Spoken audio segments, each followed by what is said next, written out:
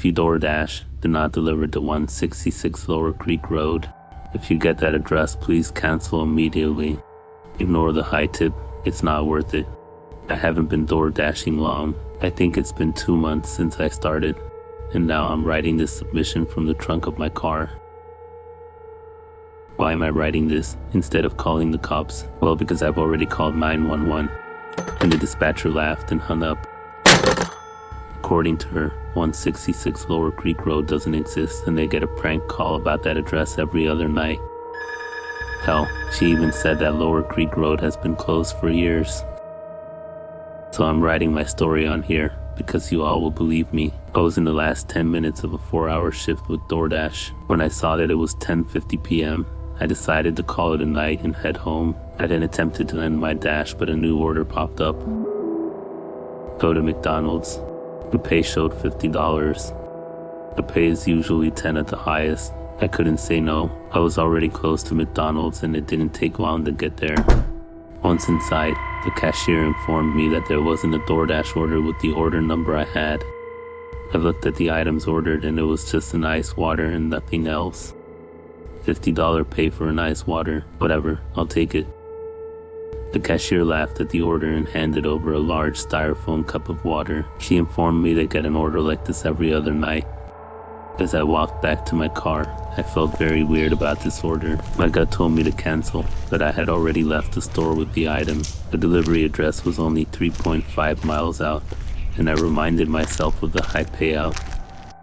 Money that I really needed, so I pulled out onto the highway and made my way to Lower Creek Road.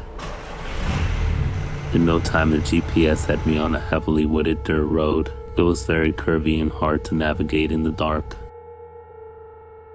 My paranoia had me seeing things out of the corner of my eyes. I pressed on. After what felt like an eternity, the GPS said aloud, "Turn left onto Lower Creek Road in a quarter mile." Once at the road, there wasn't any road sign, but I made the left anyway. "Your destination will be on your right in 1 mile, the GPS said. Off the bat, I noticed none of the mailbox numbers started with a 1. They all started with a 6, and if the road was like any other, then the actual address of my destination was 666 Lower Creek Road. Now, I'm not religious or superstitious, but the idea that the address was actually 666 made me feel even more worried. All the homes on the road looked very run down and deserted. I was now only about 400 feet from my turn, and I could see an old rusty mailbox at the head of the driveway. Sure enough, the numbers on the mailbox read 666. The GPS sang out that I was at my destination. Are you lost yet? Leave at my feet, do not disturb. Those words chilled me. Usually the directions were a simple leave at door or hand to customer. I slowly pulled down the driveway, which was fully surrounded by thick undergrowth and large trees. The little dirt road finally gave way to an opening. There was no house in the clearing. Sitting right in the middle of the opening were what seemed to be 3 men. They were sitting on lawn chairs in a semicircle.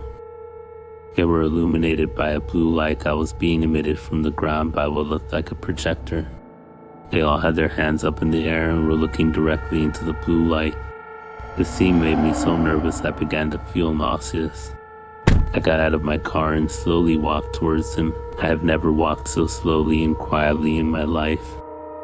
I didn't want them to notice me at all. Once I reached them, I could tell they were all completely naked. The man in the middle had a small box in his lap, and smoke was coming from the box like something was smoldering inside it.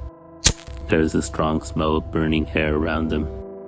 The only noise was the hum of the projector. I approached the man closest to the road and carefully tried to set the cup of ice water at his feet. My hands were shaking too badly, and I dropped the cup, spilling the water all over his feet. None of them had any reaction. I promptly stood up and walked back to the car as fast as I could.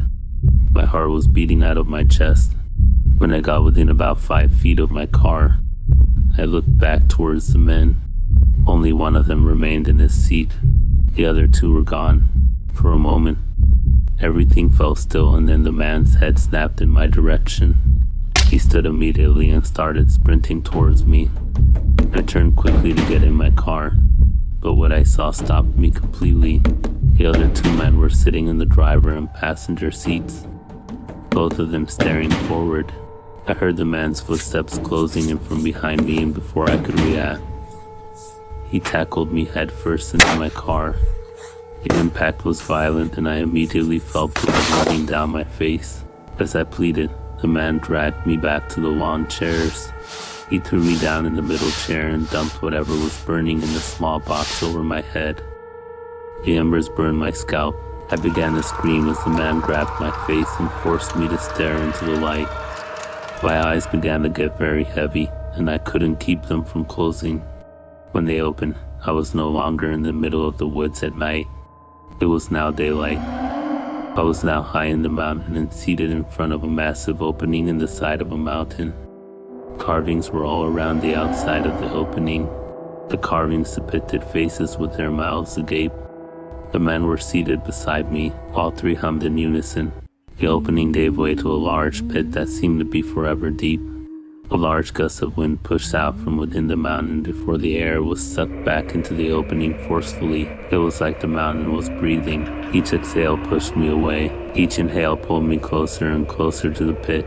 My eyes widened as I realized it wasn't the mountain breathing, but that something very large down inside the mountain was the source of the air. Something very massive. Something very alive. Just the thought of the unidentified being made me want to scream out in madness. My fixation on the abyss was broken by a buzzing and vibration in my pocket. My phone was ringing. This broke my trance, and I realized I was back in the woods in the middle of the night. I looked around me and realized that the three men were still in a meditative state as they looked into the blue light. I jumped from the chair and started a dash for my car. I crashed into the driver's side door and dug for my keys. Laughing, they were gone. I looked towards the men and noticed they were now walking towards me. I noticed my trunk was open and hopped inside before slamming it down. That's how I ended up in the trunk. I'm laying here with no hope. I just want you to know that I never delivered to 666 Lower Creek Road. Also, there is something in that mountain.